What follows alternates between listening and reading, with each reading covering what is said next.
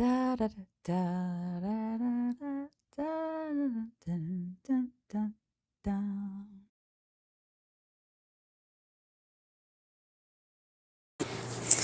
All right, we're downstairs Yeah. at the Virginia Quilt Museum. If you guys had not seen the earlier clips, because I'm posting these separately, go back and take a look at those. I'm here with Alicia. She's the Executive Director at the Virginia Quilt Museum. We're in Harrisonburg, Virginia. And these are the Quilters Save Our Stories. Yeah. So if you guys aren't familiar with the Quilt Alliance, they're another fantastic quilt nonprofit, and they preserve the stories of quilters and quilts. So they have Quilters Save Our Stories, which is an oral history project that started in the late 1990s. And they have hundreds, if not thousands, of oral histories. And so we went through and picked out some of the ones made by Virginians, and then some of these quilts we own, some we asked to borrow, and we put on this exhibit. I love it. Yeah. So let's start with this really cheerful one. Yeah, Sorry, so we've I cut got, you oh, off you're fine. there. There's a bench. Is Yeah. why we both kind of stopped in each other's way. We like to give our visitors places to sit and enjoy. So this pyramid quilt and the double wedding ring right around the corner were both made by Margie Hawkman, who's a quilter here in the Shenandoah Valley. She is still around. She's still quilting. She actually volunteers here at the museum occasionally. So I know Margie, she's a delight. So she actually, the double wedding ring, she started first, was the first quilt she ever started. And then she kind of got into it and was like, oh, this is really hard. Let me try something a little bit easier. Well, Margie, that's what happens when you start with a double wedding ring. Yeah. So this pyramid quilt is the first quilt she actually completely finished. Well, I'm going to stay over here for just a minute. I don't want to make everybody dizzy. I know I've kind of taken you guys back. But this double wedding ring, she finished around 1955. Yes, it is pristine. Yeah. It's And so if you remember the Belgrove album quilt upstairs, that was the fundraiser quilt when the museum was first starting. Yeah. Margie did all the quilting on that as well. Yeah. Oh my gosh. And she has a fantastic story about the Belgrove quilt, that she was working on quilting it, and then it was going to be featured, I think, on the cover of a magazine. And so they called her and they were like, we need it done in like less than a month. And she was like, guess that's all I'm doing from now on. And was just like quilting 40 hours a week. Holy cow. Yeah. And got it done like the day before the photo shoot. Oh, her wrists and hands and fingers must have been just falling apart. Awful, awful. I mean, mine hurts when I quilt or bind one quilt. Yeah. She's doing. Margie, you're an impressive lady. Did you say she's in her late 80s now? She is 87. And still active in the community, still active here at the museum, still an active hand quilter, you think? Yes. I don't think Margie's ever quilted by machine. She's a hand girl. Yeah. Work girl. And we have, I think, 2 other quilts in our permanent collection that she did the quilting on as well. Just beautiful. And so I was talking to her about her own quilts, and she said, you know, I have a lot of tops that I've never actually finished because she spent so long quilting for other people and for other groups. Right. I was like, maybe you should just work on finishing things you already have now, Margie. And she was like, No. So. Now, and whose is this here in the corner of the window pane? This is Marjorie Elliott. And she made this one in 1993 in honor of her father's birthday. Aww. And I adore this quilt. It's so fun. This is so, look at the little camera. Yeah. I can't help it. I know know. I'm 12, but when I see cows, I just want to moo at Don't them. we all? Well, probably because I don't live near cows. So I'm like, oh, look, it's the moo cow. I know. You would never know I wasn't 12. Oh, they're so cute. Look at their little faces. Yeah. Oh, Look at the little faces. Yeah, this is really super sweet. And the little chickens. Wait, little pigs. Mm-hmm. Hello. Yeah. You really have to get up close to that one to find all the cutesy stuff. All the little details. Yeah. Farmer, barefoot farmer, even. Oh, yeah. Getting some water from the stream. Yeah. And a bunny. And a lost cow. He looks very That cow confused. was a little bit like, what's happening? He's looking like, wait a minute. Wait. Are we going to the right? Yeah. Nope. I love all the quilting she did up here in the sky. These like swirls and Like wind. yeah. So cute. All right, what have we got here? So this was by Lucy Oliver Armstrong Rose. And this is one of the ones in this exhibit that we own here at the museum. So lovely 1930s pinwheel with the greens and the pinks. Yep. That Nile green from the 30s. That bubblegum pink. Yeah. I love that color combination. Yeah, isn't it cheerful? It is. You know, I have a theory. I'm sure I'm not the only one who's thought of this. I can't imagine I'm the first or the only. But, you know, anytime that you have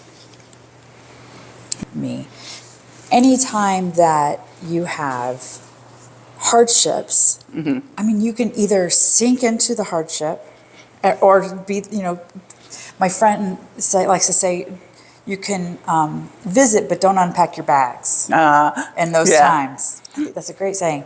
But also, you find in like the 30s, which is the height of the Depression, and the Dust Bowl and the boll weevil and all of this awful things happening to agriculture. Something like 25% unemployment. Oh, it was just extraordinary. Yeah.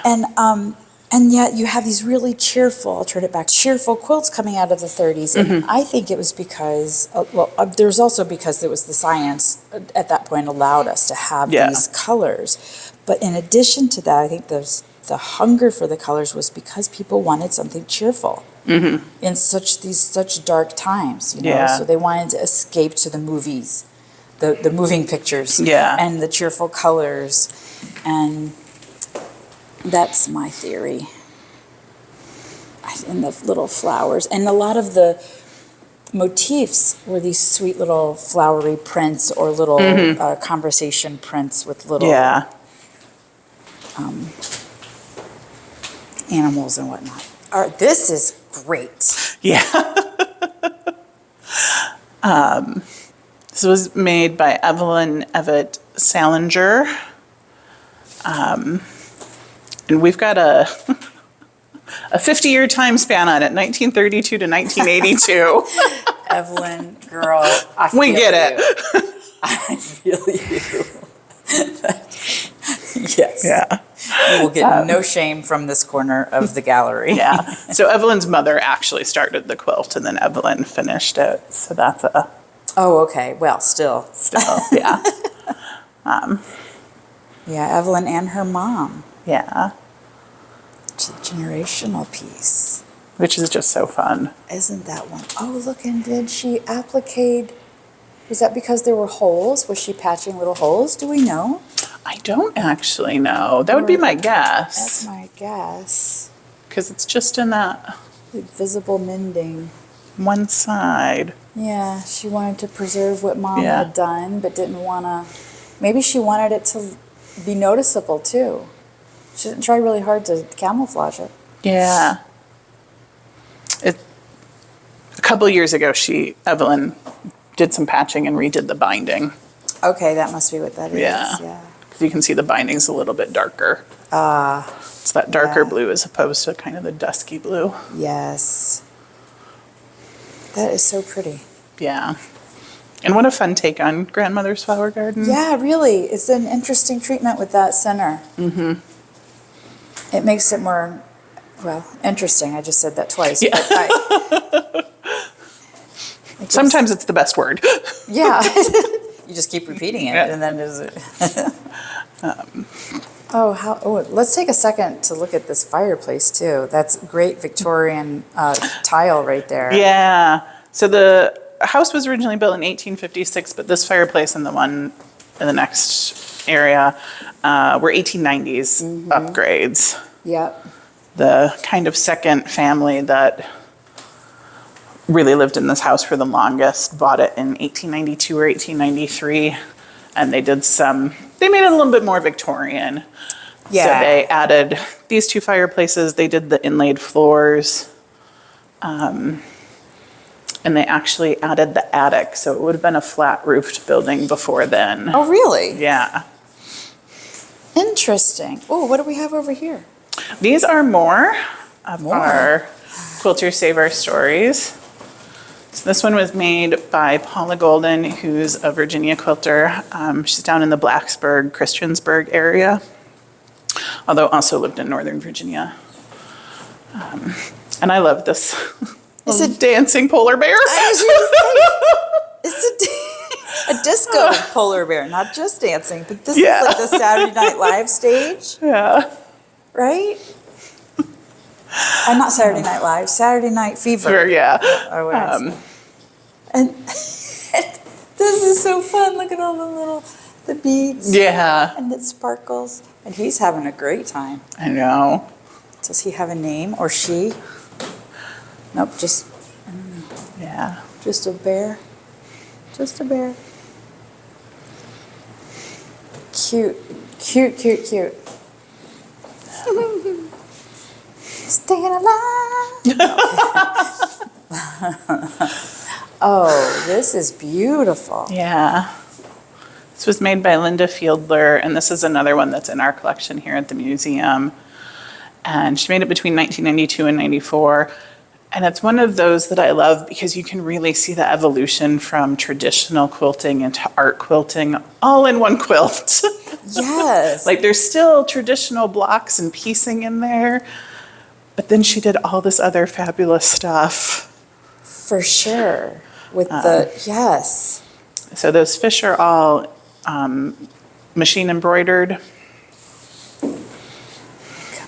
So here we have the traditional blocks, but how she made them blend and blur into and make it, I mean, those are not curved pieces. Those are all straight pieces, but it gives you this feeling like it's curved and wavy. And then, oh my goodness. Oh, these are all embroideries. Yeah. Yeah. Okay, let's see. I'm going to maybe zoom so I'm not. Look at that. That is packed, dense machine embroidery. Yeah. Wow. Ooh.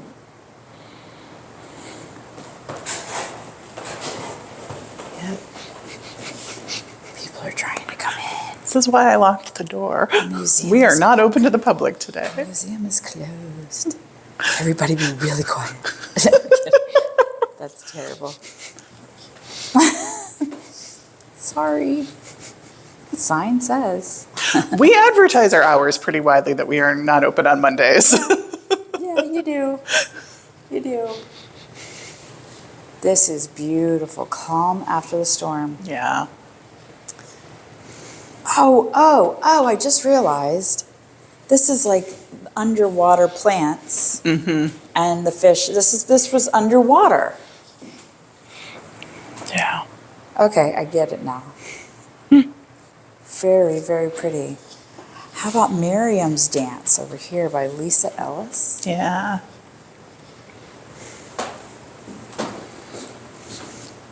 Go, sister. I feel like I want to get my girlfriends together and dance around a fire. Yes. I feel like Lisa would appreciate that as well. Releasing our inner goddesses. Yeah. So Lisa is maybe a name some of your viewers might recognize. She's been on the board for the Quilt Alliance and SAQA, the Studio Art Quilt Associates. She also was the longtime head of Sacred Threads and just passed that off about a year ago. But also a prolific quilter in her own right, Yes. along with all of the advocacy work she does for quilting.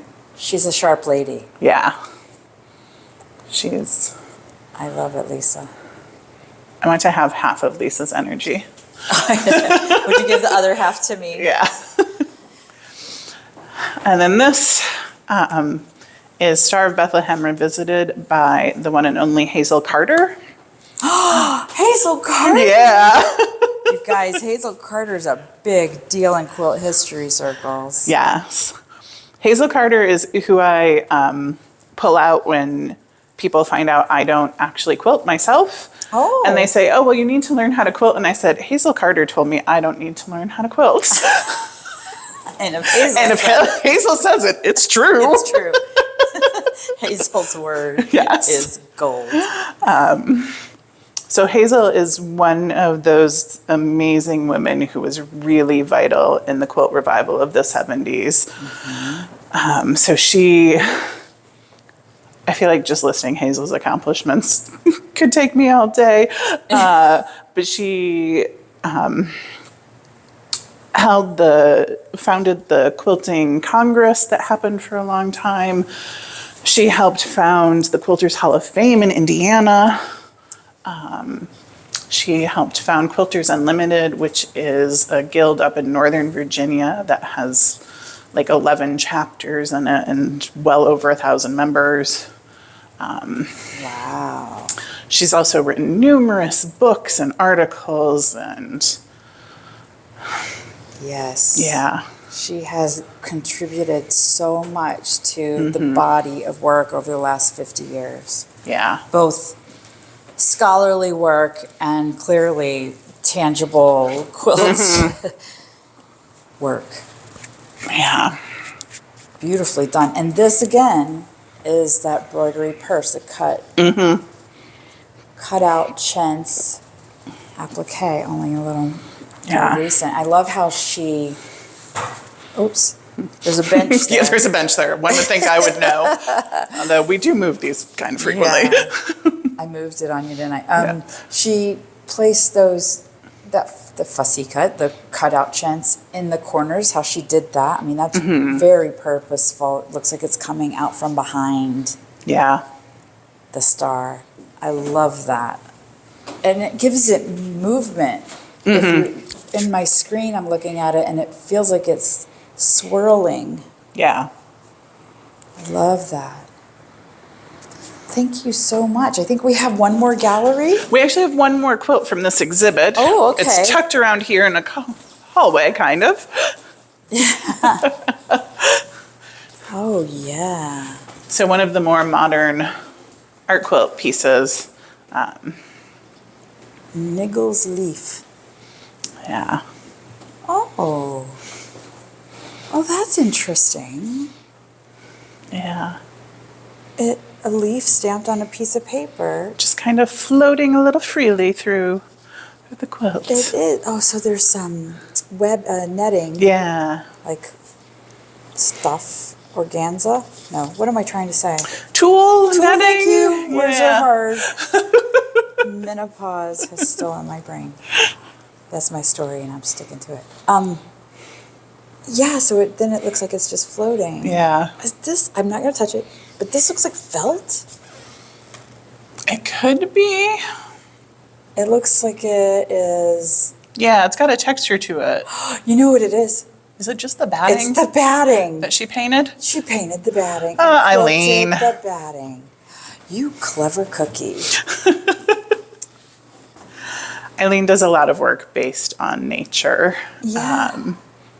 We have a couple of her pieces in our permanent collection, and we don't have it out, unfortunately, but one of my favorites is actually a quilted teapot. Oh. So it's three-dimensional. It looks like a teapot, and it's a woodland scene on it. So there's like a deer and trees and a squirrel, and I love it. It's very whimsical and adorable, and That sounds Yeah. precious. she did a whole series of teapots. I'm going to back up so you guys can get a Yeah, it's distant view. So it's really like she it's like it's deconstructed as it moves to the center, right? So she removes the top layer, the fabric. Then she comes and it gets lighter and lighter with the painting. And then in the very center, she's just blown the thing out. Yeah. I love that. That's clever. Okay, let's go into the next room. I'm going to start a new clip. Guys.